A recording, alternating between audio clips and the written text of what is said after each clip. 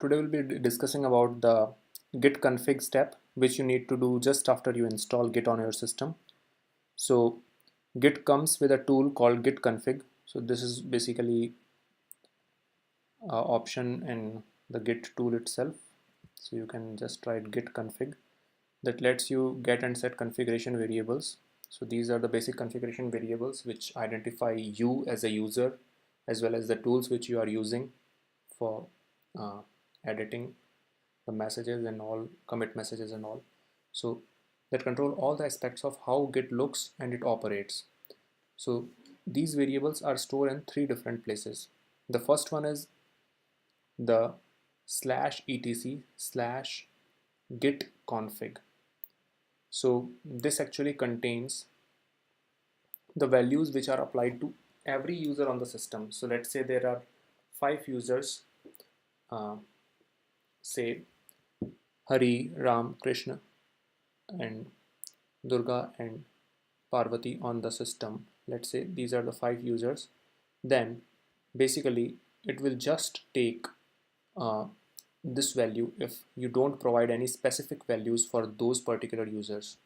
So this is the basically you can say the system wide entry for the username, the email ID and all that stuff. So if while using the git config command, we provide the option minus minus system to this command, it reads and writes to this particular file. So this is where the entry is made. Other option is you specifically want for a particular user. So you can just that user's home directory, then uh, .git config file is present in that home directory. By the name it looks like it's a hidden file. So if you are using a Linux system, you can do a control H to show all the hidden files. So you can see the entries in that file by that way. Or if you are using a command line, then you can just do a ll and it should be good. Again, this is another option for this file. So these are the two options. So these are the values which are specific for a particular user and are saved in the user's home directory. So these are set by using the minus minus global option while you run the git config command. Again, the third one is specific to a single repository. So if let's say you are working on a project where you want to use a particular editor or you want to commit as a particular username, and if the same person, you are logged into the same account on your CentOS machine or the any Linux machine or any machine for that matter, and you want to basically commit uh, in a different repository from using a different name. So basically then you can use this this file you are basically using. So this is what it is, specific to a single repository. So each level obviously overrides the value on the previous level. So this is the first one which Git will look for while committing your changes. This is the other one. If the third one is not present, it will try to look for second, and if second is not present, it will try to look for the first one.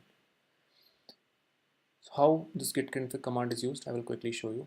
So git config minus minus global. So basically I am using the second one, setting for a user, for a user particular user logged into that machine.